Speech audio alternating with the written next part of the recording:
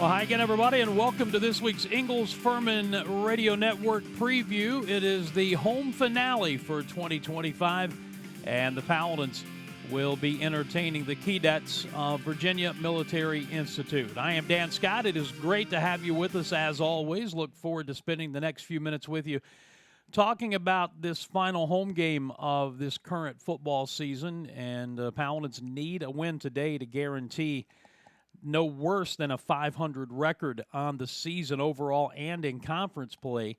And, of course, Clemson looming next week in Death Valley. A 500 record, 6 wins overall and 4 wins in the conference would be a 3-win improvement over a year ago. I think, though, everyone will tell you that looking back on this season, there was an opportunity to get more than that, but you try to close strong. You have a chance to play one more time before the home fans and see how you can do against this VMI team that coming in has won just once on the season and still looking for their first conference victory. Taking a look at the series history, it has been heavily weighted in favor of the Paladins, 31-11 overall. VMI has won 2 of the last 5, including last year's 21-17 matchup in Lexington. And when we start looking at the numbers on this one, the old tell of the tape, you can see that Furman has an advantage in most of the categories: scoring offense, scoring defense, rushing, passing, the total numbers, even time of possession. VMI has allowed 231 rushing yards per game this season, so will Furman be able to run the football better? We'll see. What is interesting, though, despite all of the issues that the Keydets have had, they are +2 in the turnover margin, while the Paladins are -8. Furman's turned it over 18 times on the season. 14 of those have come in 4 games, including 3 last week, and that played a big role in the loss to Chattanooga, 45-28. It has been a struggle for the Paladins defensively here of late, and Clay Hendricks telling us that he was as down as he has been in a long time after that game on Saturday. The good news, if you did not hear earlier this week, Caldwell Bussey, who was down for a long time on Saturday, was taken off via ambulance, is okay, has movement in all of extremities. He was discharged from the hospital in Chattanooga that night. And while he won't play this week, he has been back in school and been around the team. And in looking at it from the best possible perspective, really the only perspective, the young man is okay. And we talked to Clay Hendricks on Tuesday about that entire process, and he could not be heap more praise on Mike Brown and the training staff at Furman, as well as the medical people at Chattanooga, for the way they handled that situation. So Caldwell Bussey is fine.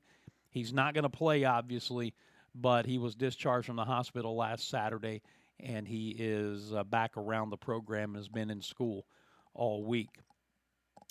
When we look at this matchup, Furman is doing some good things offensively, and Clay Hendricks said on Tuesday, you look just about every game, there are stretches where they play well. They just have these big moments of breakdown on both sides of the ball, turning it over offensively, and then defensively, more and more people throwing it over Furman's head on the defensive end for big plays and or allowing big running plays. We saw it from the quarterback on 3rd down against Chattanooga in that opening drive, a 19-play drive in which Furman actually stopped them on 4th down to keep them from scoring the opening drive of the game.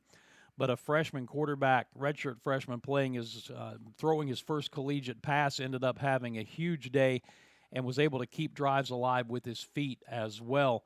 Something that obviously the defense needs to do better this week and next week, and then a lot of work to do in the offseason. But when you look at VMI, overall, their numbers aren't great, but their quarterback, Colin Shannon, has taken pretty good care of the football. He's only completed 55% of his passes, but does have 13 touchdown passes and only 5 interceptions. So the numbers would suggest that he makes pretty good decisions with the football.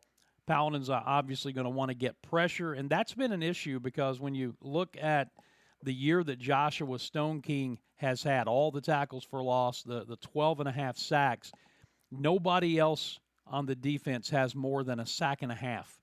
And that is something else that's going to have to be worked on and developed in the offseason. But get pressure, force VMI into mistakes, and then turn your athletes loose. We have seen Evan James come back after missing 3 games as if he hadn't missed a beat, tied the Furman record for receptions in a single season by a freshman with 50.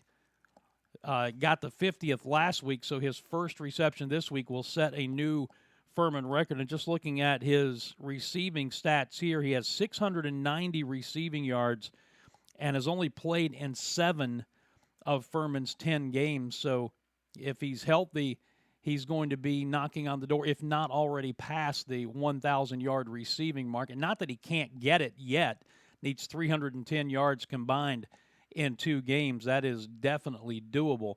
It's been a big, big season for the freshman. We take a look at the SoCon standings right now, and at the top, Mercer won that thriller at Western Carolina last week. So Mercer has clinched the automatic bye, or the automatic playoff bid. They're 7-0 in the league. Western Carolina at 5-1. They can still finish with 1 league loss, and you'd think at 8-4 overall and 7-1 in the SoCon, that'd be good enough for a playoff spot. We'll see what happens. See if Western can not duplicate what they've done since Kerwin Bell's been there, and that's have big losses at the end of the season that's knocked them out of playoff contention. Chattanooga 4-2 in the league, then ETSU, Citadel, Wofford all 3-3. They're set the Paladins at 3-4, Sanford 1-7, VMI at 0-8. And then finally, the schedule for this week. Western Carolina at home for ETSU. That is a noon kick. Our game with VMI at 1 o'clock. Sanford out of conference at Austin Peay at 2 p.m. You saw the news this week that Chris Hatcher is out at Sanford. Wofford at the Citadel at 2 o'clock. Chattanooga will be at Mercer at 3 p.m.